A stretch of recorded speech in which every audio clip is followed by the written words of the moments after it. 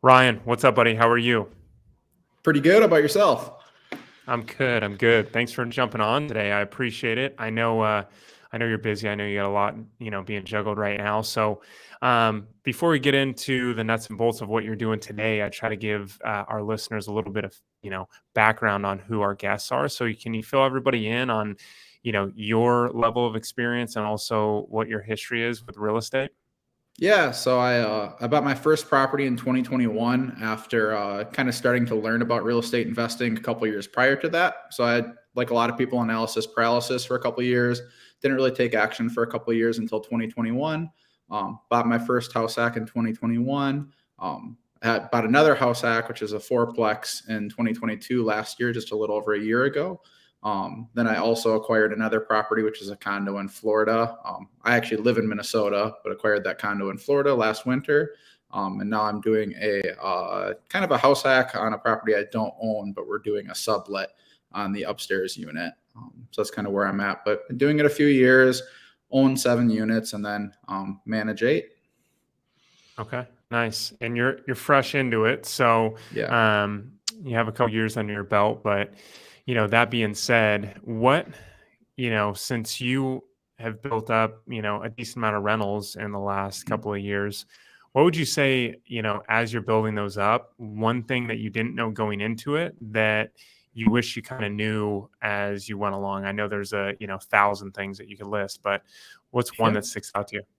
One of the big things I would say is just to make sure to set aside money for reserves.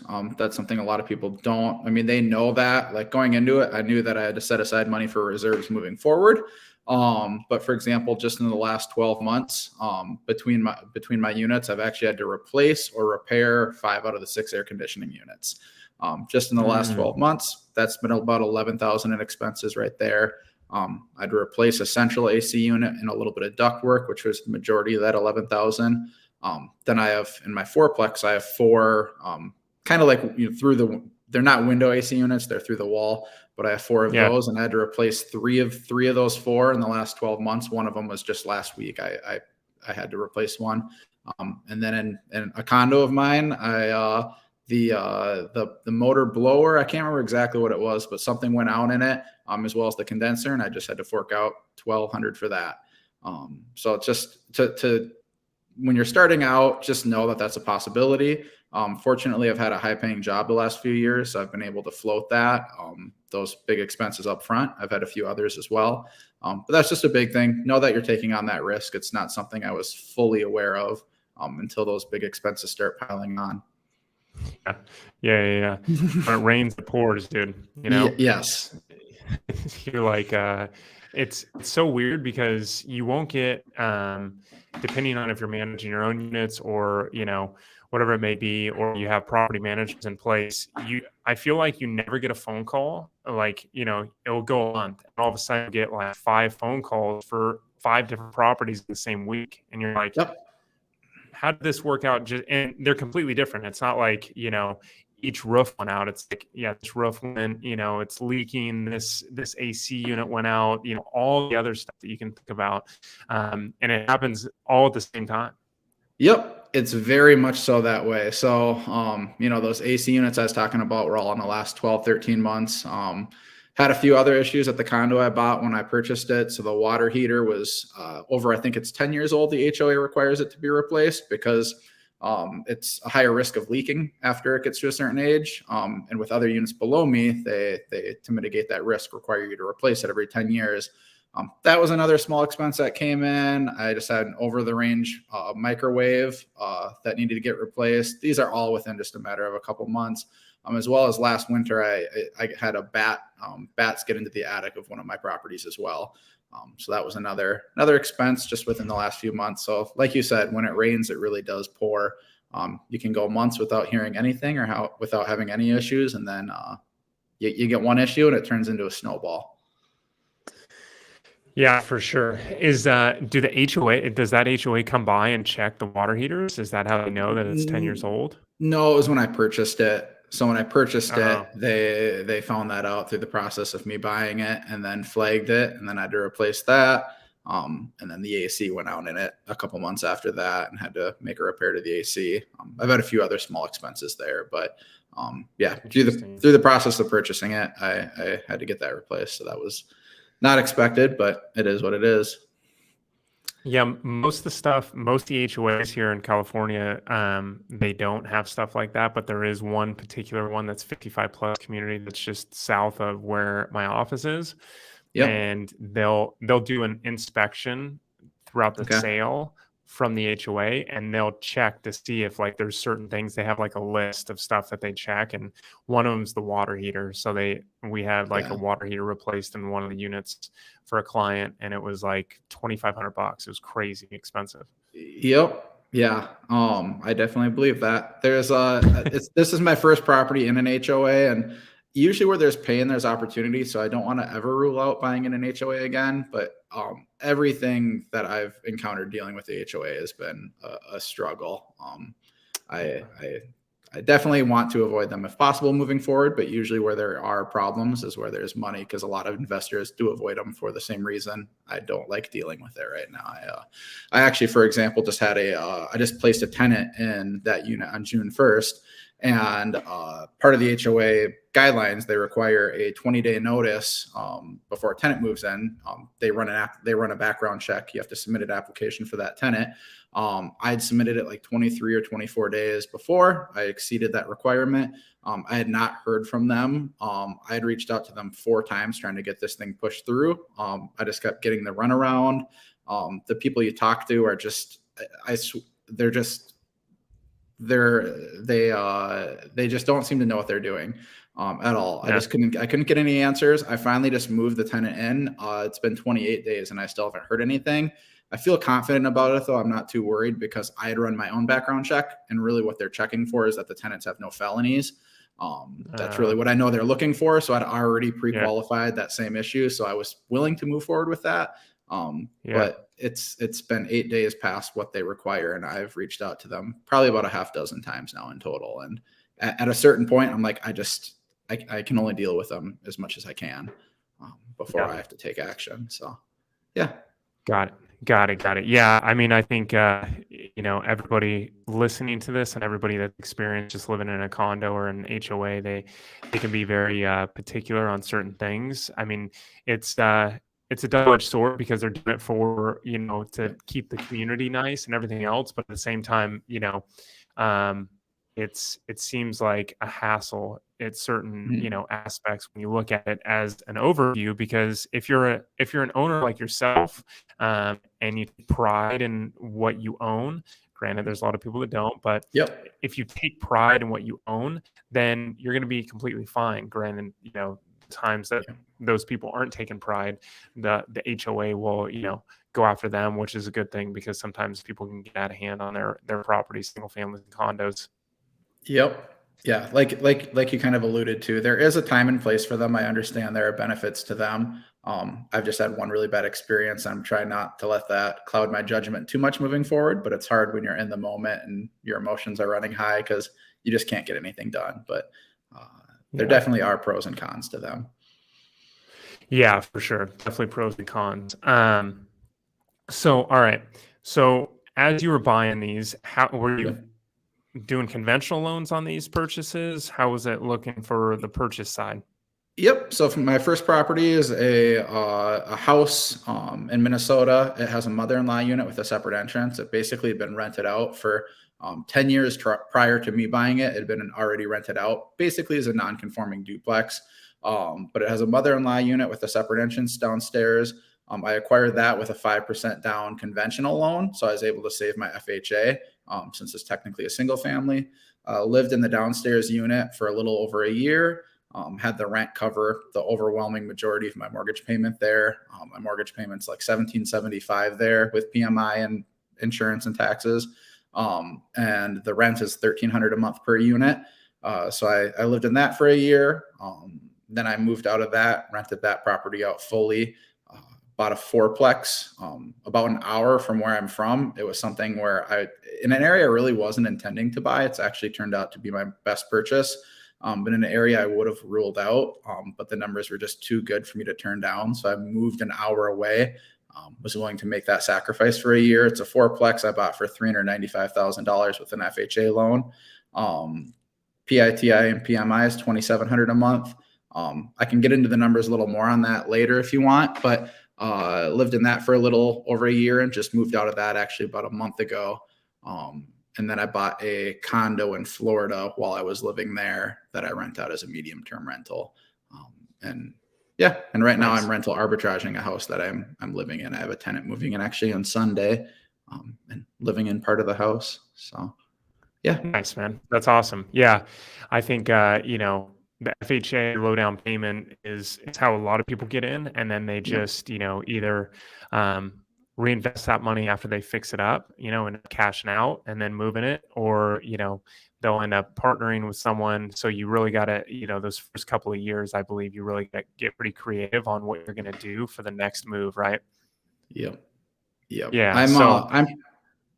I'm pretty fortunate on that on my first one, I'd kept my FHA because that's not something I'd really intentionally done. I was trying to buy a traditional duplex, but just kind of the way the cards fell, I got a decent deal on that one. And down the road, it helped me because I was able to keep my FHA.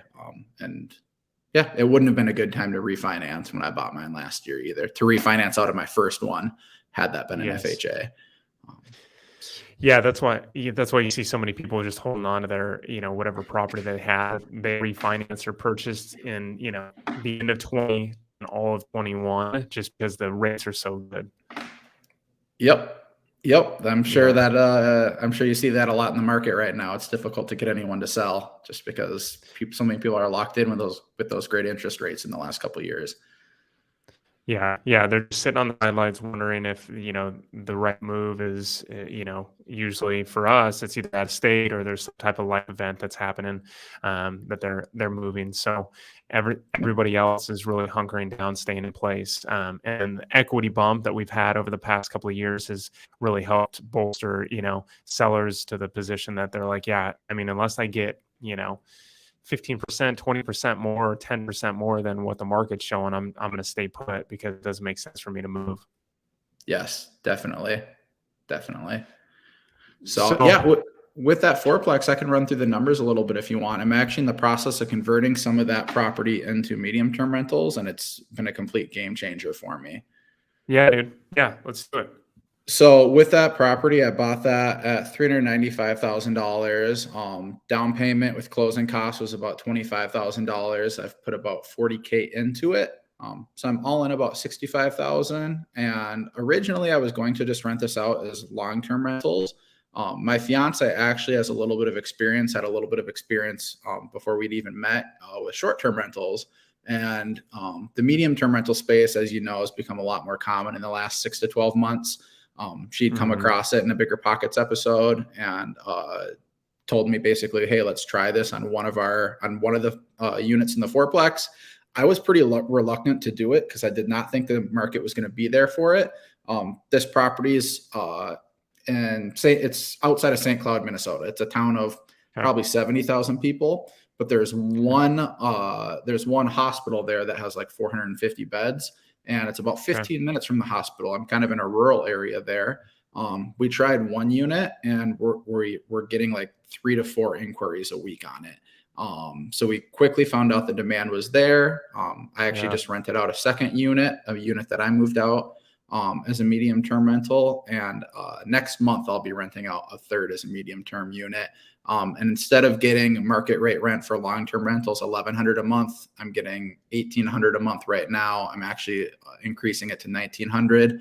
I've had one person just straight up tell me their housing stipend is $2,000 and offered that to me when one of the units was already rented out. So it's a property I paid $395,000 for. And I also have 5 garage stalls there that I'm in the process of starting to rent out.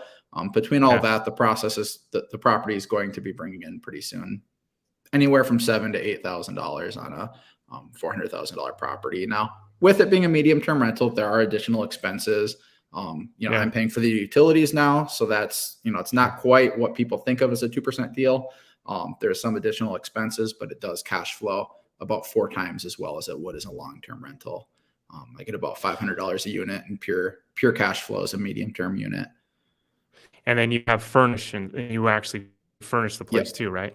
Correct. Okay. So it's So you yep. Yeah, so you furnish it and then you pay utilities. Is there any other expenses that pop up that you pay for? Do you pay for cleaning once they move out? Yep. So I pay for cleaning once they move out. I have that as an incurred cost for the tenants. Just like on Airbnb, how you see that cleaning fee. I have that listed for them, along with their security deposit. So there is a cost to that, but it's paid for by the tenant. So it's basically just the utilities, which come out to about $200 a month per unit. And then you kind of, so, the vacancy, we'll see exactly where I can get dialed in on vacancy on that. I Yeah. expect about a 10% vacancy rate instead of 5%, which is what I would shoot for with a long-term rental. But I think Okay. some of that's going to be offset with the lower maintenance and CapEx expenses because you have such a high quality tenant. So I've had 5 applicants from travel nurses in this particular property, and the lowest credit score I've seen is 771. So it's just very high quality tenants that aren't moving furniture in and out. They're just there to sleep and work.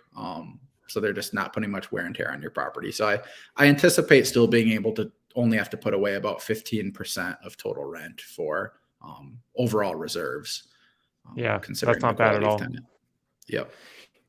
And talk to me about how you underwrote that. So you're looking at it as midterm rentals. So how are you running the numbers and how are you confirming outside of advertising it and getting a lot of people that were interested? How are you saying like, hey, this concept is going to be actually proof of concept once we do it? Yep. So in all honesty, like when I underwrote the property, I underwrote it as a long-term rental. So Okay. I just, did what people typically do for that. It's pretty easy to find rental comps on long-term rentals. But then Hmm. we decided to try one medium-term rental, and I actually listed it at 1,700, and I was getting tons of demand. Then we decided to up the rent to 1,800, still getting a lot of demand. But we personally list all of those units on Furnished Finder, and on there it's pretty easy to find data on your market. You can see how many inquiries there are in your market and how many housing units there are in your market. So you can kind of look at that ratio and compare it to other areas and see how the demand may or may not be met through the rental properties in that area. Furnished Finder has a lot of data available on that on their Is website. that So we real quick, just on the furnished finders to get the data? Is it uh, behind a paywall or can you do that data search for free? Nope, it's not behind a paywall. I wish I could remember off the top of my head how we do that. It's Yeah, pretty easy when you go onto the website. I think it's like Landlord Tools. I can't remember. It's one of those things when I go to do it, I'm just kind of able to intuitively um, get to that point. But yeah, yeah. you can just do that for free. It's not behind a paywall. But you can Okay. pretty easily just go in and see how many rental units there are in that area, and then how many search inquiries they have. And on Furnished Finder, it's not all, but it's overwhelmingly travel medical professionals. So that's where we're getting most of our tenants for with these medium term units. But I've also had inquiries. I've had 2 people inquire. They're building a new house, and they're waiting, like they have a 3 to 4 month gap between selling their one house to their new house being completed.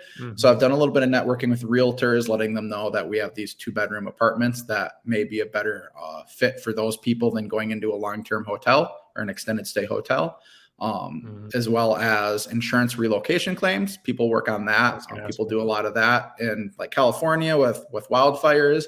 I actually have a lot of demand for that in my Florida property. It's in Fort Myers area. And there's other Okay. travel professionals like contractors, insurance adjusters. Um, there's a lot of different avenues you can go with it. Another one that people will target is recent divorcees or recent breakups. People Okay. might not know what their next step is for the next couple of months, so they're looking for something that's furnished. They don't have to go out and buy a bunch of furniture. They're just looking for something that is a temporary housing solution, and they're willing to pay more for it than they would a non-furnished unit. Yeah, I was going to ask you about the insurance game because I was just talking to someone the other day, and that's their bread and butter on getting midterm rentals filled. I forget where their rentals were. It wasn't on a podcast. It was on just talking to a buddy on the phone, and Mhm. that's all what they get is people that are, moving from their house Yeah. for 3 to 4 months because they have a huge insurance claim, and then they're moving back and insurance is paying for the whole thing. Yeah. So in Minnesota here, we had like record snowfall in Minnesota this past winter. Though we had more snow than we've ever had. So with that, we had a lot of flooding. I also Okay. had a couple inquiries here. It's not something that I plan to depend on as much. It'll kind of be a tertiary option, not going to be my main bread and butter because it's not. I can't expect that regularly. But we had a lot of flooding here this spring, and with that, I had a couple inquiries for people that had flooding. They lived on a river. And they were Mhm. looking for housing while they were going through the insurance relocation claim process. There's one website that's really good. They work specifically with insurance adjusters Okay. to help the insurance adjusters find housing for displaced policyholders. It's called Mhm. ALE Solutions. I've gotten a lot of leads on my Florida property through them. Um, Really? Okay. Yep. So it's completely free. It's just a site that you list your property on, and then they reach out to you with leads. And insurance carriers are willing to pay even more than the travel professionals. From what I've heard, I really haven't experienced that yet personally. Yeah. But yeah, yep, Yeah, that's another avenue, just, being more nimble on the, midterm size. It's not as transitory if you have a short-term rental and, with more laws getting, set in yes, place and stuff like that, which is scary. And I kind of want to get your take on it because so here's one thing is Orange County, 2 hours away from Joshua Tree. Joshua Tree was, so it's in San Bernardino County. I don't know if you heard about this yesterday, but Mhm. so basically, Joshua Tree was the second largest national park in the United States that was, having visitors come over the course of the last 3 to 4 years. I think it topped out at like 4.5 or 4.2 million of visitors. And then the Smoky Mountains is like 8 or 9 million, Yeah. pardon me, 8 million. And so, that being said, Joshua Tree is unincorporated, and then incorporated is something that's like a city, like for instance, like LA or Yeah.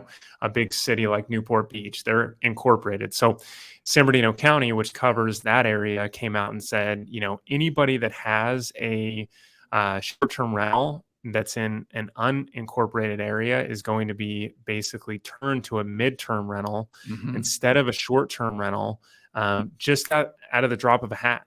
Um, Yep. so so I helped a lot of people out there, and it was a scramble, and still is because some areas, are unincorporated, and 29 Palms is a city, so I have a lot of clients there, and that city came out and said, no, if you guys have an issue with Airbnb, just reach out to us and we'll get it fixed. But you guys are still short term. Did you hear about that? Yes, I had. I'd seen that on some social media stories yesterday. I'd seen everyone was freaking out in the morning because they were getting emails from Airbnb stating that all their properties were getting switched over to 30-day stay minimums. And I'd seen some people later in the afternoon had said like their specific city, kind of what you were I think just basically stating that their specific city was not abiding by it and said that you can get it changed through Airbnb if needed.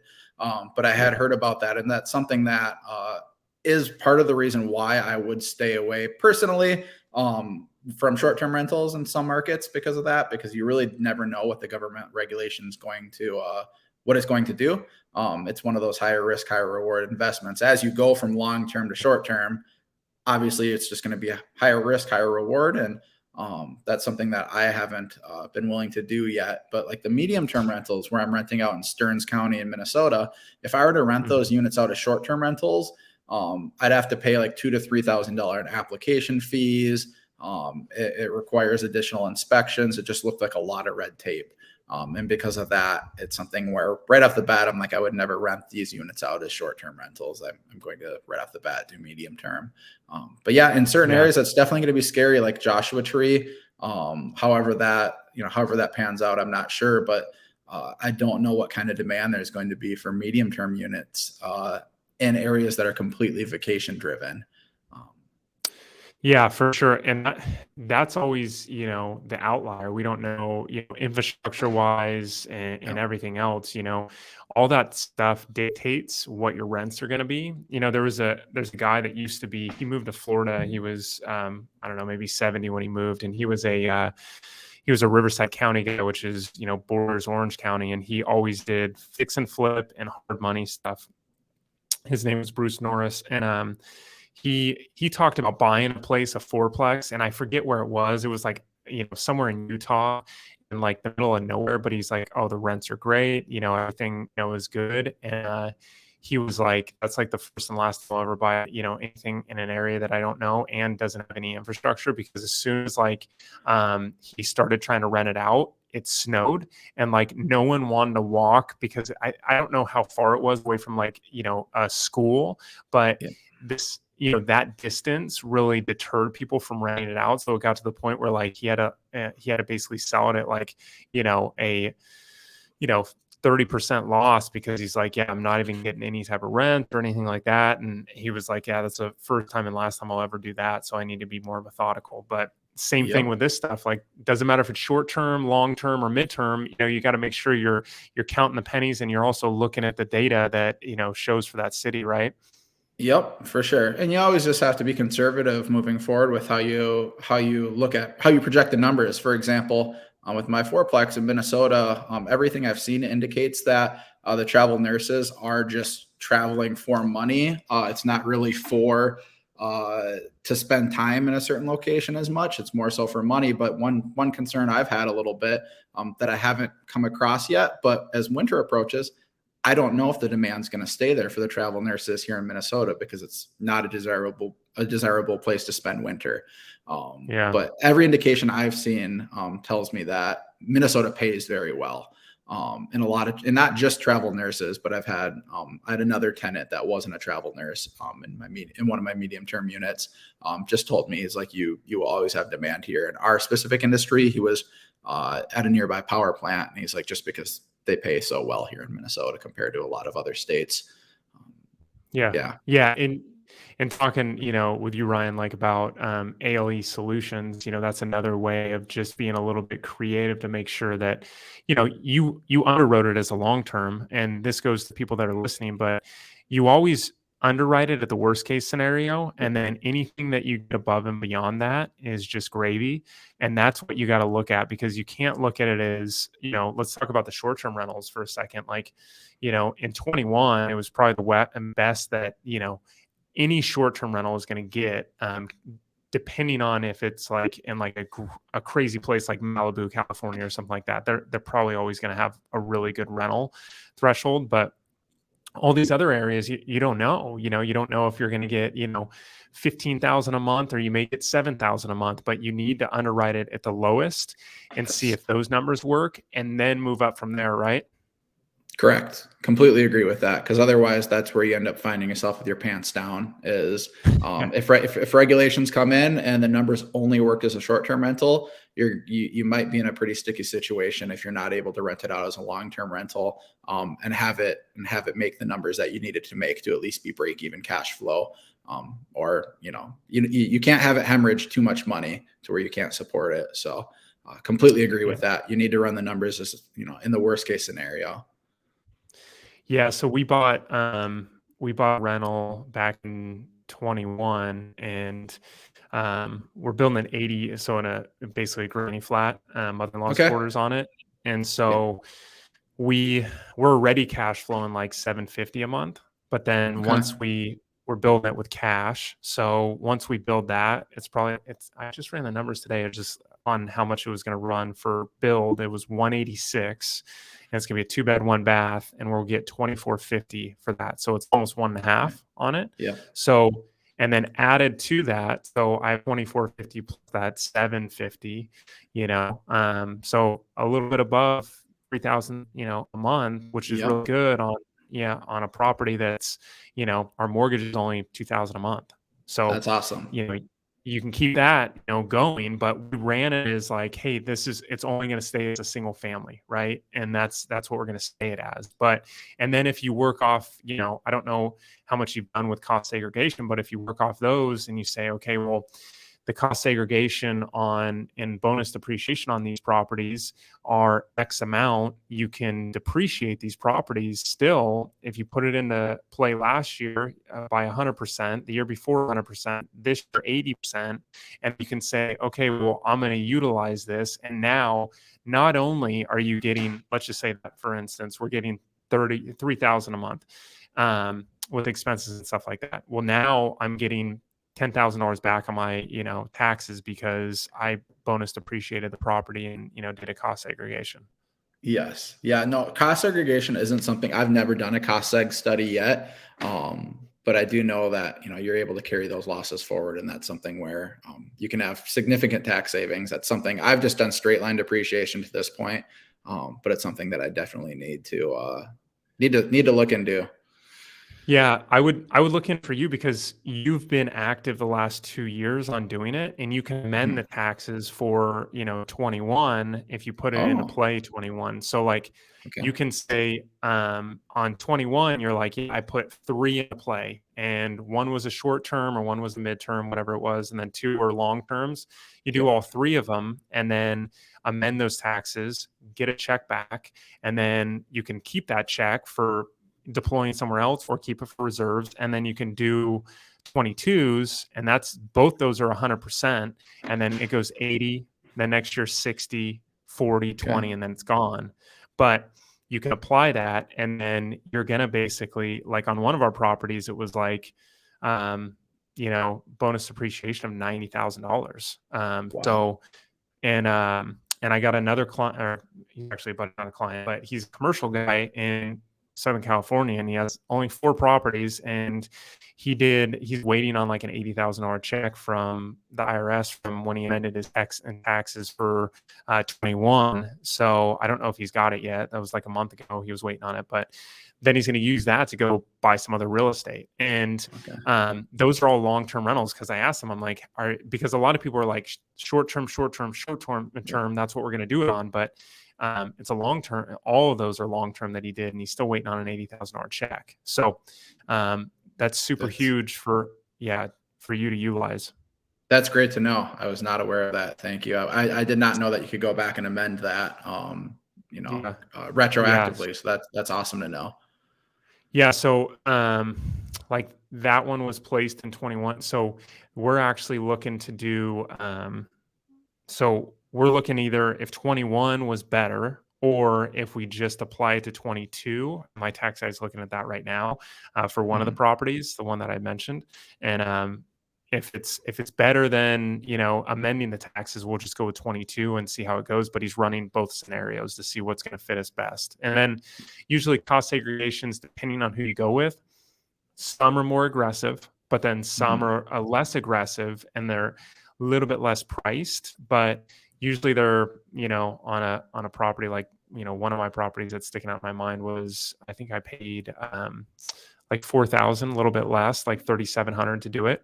But Okay. then, all that depreciation is right there that you can utilize now. And and then from moving forward, once you look at that, then you can say, okay, well, I bonus appreciated it, which you do it over 5, 10, basically it's like a 15-year time span instead of the 27 years.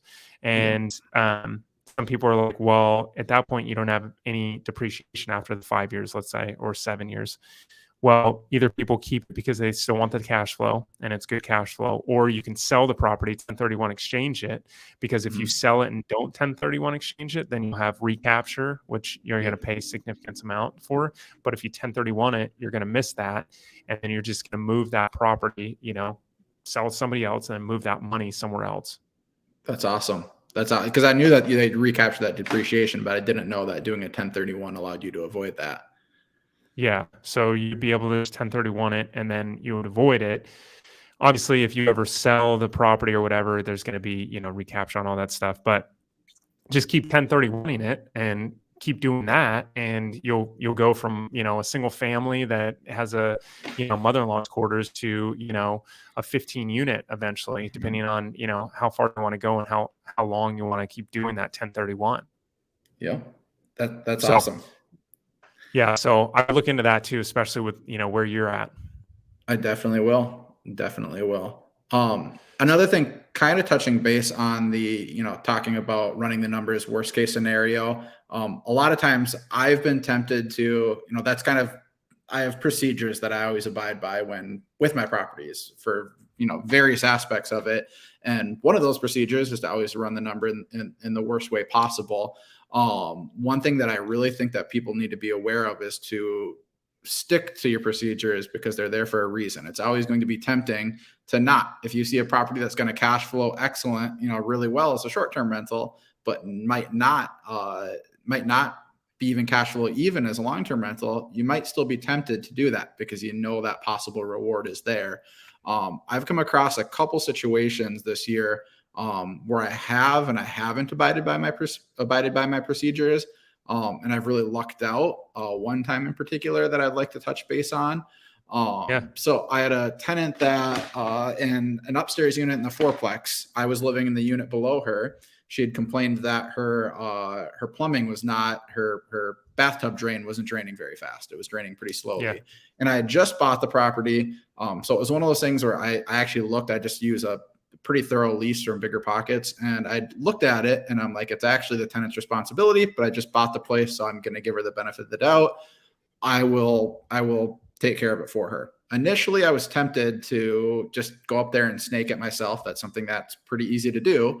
But one of my rules is to not touch plumbing and not touch electrical. So I'm Yes. like really tempted to go up there and snake that drain. But I'm like, let's just do what you're supposed to do, follow your procedure, pay the $200-300 to have Roto-Rooter or someone come out and do it. Had a plumber come out. It was Roto-Rooter. It's a big franchise. They came out, snaked the drain. Somehow underneath the tub where two PVC pieces met, they were loose and it hadn't been noticed. It hadn't been leaking or anything, but when they snaked it, they became detached. They filled the bathtub full with water to test how it was draining. They filled an entire tub full of water. Those two pieces had become disconnected while they were snaking it and flooded a whole bathtub full of water into my bathroom and subsequently down into the basement below me. Oh man. It would have happened to anyone that had done it. If I had snaked Yeah. that tub, that same thing would have happened. Since Yes. Roto-Rooter did it, it was really a gray area, but they took responsibility for it. And they wrote me a check for $4,000 for the damage. So that was an instance where I was very close to trying to save $200 and snake it myself. Decided to, I didn't think anything could go wrong, but I'm like, I'll just, for whatever reason, I'm going to make sure I stick to my procedure. And very glad I did because of that. So that was a lesson I learned really the easy way. But there's been times where I haven't really abided by that. Like the one tenant that I didn't screen, like I normally do, as thoroughly as I normally do, was a referral. It was a referral. It's in my property. I was moving out of the downstairs unit. The upstairs tenant knew someone. Turns out they're basically hoarders. So that's a property where there's just a ton of garbage outside right now. And that's one where it's been interesting to deal with, and I'm going to be non-renewing them pretty soon. Because now they're no longer friends, of course, because she didn't know that they were hoarders. She just goes to the bars with them. So I'm like, that's a circumstance of learning a lesson the hard way. I've actually had two significant water damage situations in the unit I just moved out of in the fourplex too. So I had another water damage situation, a pretty significant one, about 2 months ago. We were living in the fourplex unit, and my fiance notices water coming down from the ceiling above us. Like, what the hell could that be? So I called the tenant. I'm like, hey, there's water coming down to our unit. It was just dripping. And she's like, oh my gosh, I'm so sorry. I left the water on. So it's a double sink. She'd put her dog bowl on the lip in the middle, and she had it sitting there, water running, forgot about it, left for work. It overflowed over the edge of the counter, was coming down into our unit.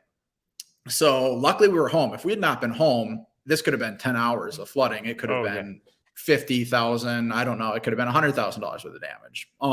Could have been very bad, but we were home. We noticed it we noticed it within an hour of it happening. I asked her, I'm like, hey, can you give me your renter's insurance information? So I require renter's insurance. I had not been good about verifying the renter's insurance though. So she kind of gets weird with me and I'm like, damn it. I don't think she has the renter's insurance she's supposed to have. So it turns out Yeah. she didn't have it. And then basically I end up getting her to pay because I was pretty firm with her. I'm like, hey, the lease states anything that, is the result of your negligence is covered by you. And also you're supposed to have renter's insurance to cover this. Fortunately, she actually stepped up and paid the $1,400 to have Roto-Rooter come out and do all the water mitigation. And then like there was just some sheetrock that needed to be done. And I just did that. But had I not been home and she didn't have that renter's insurance, it probably would have been a really bad situation. So moving forward now, not only do I require the renter's insurance, which I always have, I am now going to be very, very cognizant of verifying it. And then some people also go as far as being a co-insured on the renter's insurance policy. That way, if it ever lapses, then you'd be notified if their policy lapsed. But that was another, within 6 months, I had two significant water damage situations, and both of them, by requiring renter's insurance, it through the lease took away my responsibility of it. I wasn't as thorough as I should, but she still paid for it. But then by, also following my procedure with the slow draining tub, I avoided 2 situations that could have been really a pain in the ass. You go ahead. Yeah, you just got to make sure to verify renter's insurance. If you require it, don't require it, and then not go through that last step of verifying it. Because if I had not been home, that would have been a disaster. Yeah, you definitely need to make sure that you have policies and procedures into place and stick to them, because once you get loose on one of them, that's where, you get caught with your pants down. And then, you got to make sure that, those renters do have insurance, and have that in the lease. At least they're signing it and saying that, certain things are going to be covered, because if not, you can go back to it. And that could have been $10, $15, $20,000, which, I had a rental like that. There's a back unit on it. And, the 18-year-old kid lived back there. It was like a 500 square foot, 1 bed, 1 bath with a kitchenette. So the kid goes to, I don't know where, and he was for like 5-6 hours. The angle stop broke, and then it flooded the whole place. And granted, it's not like it's on the ground floor, so it wasn't like anybody was below it, and it doesn't have a basement. But so it floods the whole place. So I call insurance, because it wasn't like I normally try not to unless it's a big ticket item where I'll call insurance. But I called insurance. Long story short, it took them 6 months to get everything done, because insurance, for one, you got to realize it's going to take a long time. Luckily, they were, insurance will pay like 7 or 8 months. Mine was like 7 or 8 months of them living in another, place, and they had enough room in their front house. So I just cut them, significant discount on rent, like 70%. And then, I used what I got from the insurance to cover all my other expenses. And then they covered everything.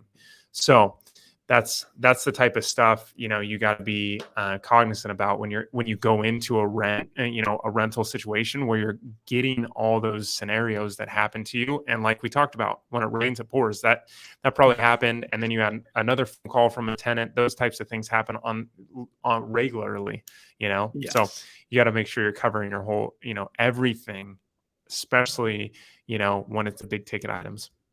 Yep. Completely agree with you. It's something where you need to follow through with your procedures, because they're there for a reason. You're going to be tempted to not. And I've already learned both the easy and hard way that they're there for a reason. So make sure to stick to them, because otherwise you can get yourself in bad situations. Yeah, no, for sure you can. And, you've done it well, where you've put those, places in your contract where, if it is something that happens, you step away and you let that contract sit in place and it covers you. So good for you, man. Hats off to you to make sure that, even though, it's been a couple years you've been in the game, you've been able to set those parameters and stick to them. Mm-hmm. Yeah. Thank you. Appreciate it. Yeah. Well, Ryan, a couple last questions, dude, before we get out of here. But is there a online resource or app that you've been using for growing these rentals that have made you more efficient? Yeah, so I would say in terms of growing the rentals and being more efficient, Tenant Cloud is a software that I use. That's for my Okay. property management. That's something where I'm trying to get better about getting everything run through there. I have all my payments go through there. I'm starting to tell my tenants to, unless it's an emergency, to communicate through there. It's definitely made me more efficient. Tenant Okay, Cloud, it's just good. a software that I use for managing them. There's a lot of different ones. I don't know if it's the best, but it's worked pretty well for me so far. Yeah. Nice, man. Yeah, I always hound on, making sure that everybody listens that has some, procedures like you talked about and some type of online, resource or resources that are going to help them be more efficient, through Mhm. having rentals and growing that system to be able to, grow exponentially when they're buying rentals. So, Yeah. and what about a book that you could recommend that you've read that's really helped you, get to the next level? Doesn't have That's to be it. on rentals. Okay. I'm probably gonna stick to something that's on rentals. The first thing that comes to mind is The House Hacking Strategy by Craig Kurlop. Okay. It's the first book that really got me. I can listen to a ton of podcasts, and podcasts are great, but it's something to always have something to reference. And a book for me personally, that's how I learn. So just Craig Kurlop, House Hacking Strategy, something that was really good. It was something that helped me actually start implementing some of the steps I needed to take um, to get where I am and where I want to eventually be. Nice, man. Nice. Cool. Well, where can people find out more about you, Ryan? Instagram is where I'm most active. It's Burnham, which is spelled like Burnham. It's BURNHAM _Ryan, RYAN. That's where I'm most active. I fluctuate in how active I am. Last couple of months, I haven't Yeah. been as active because I've been dealing with some chaos, but plan to be more active here pretty soon again. Okay, cool, man. Well, I appreciate you coming on, sharing your story, especially, getting into the nitty gritty on numbers as well. That's always helpful for people that listen. I appreciate you, and I appreciate you going into that and being a little vulnerable. Yep. Thank you. I really appreciate you having me on, and take care. All right, buddy. I'll talk to you soon. Thank you.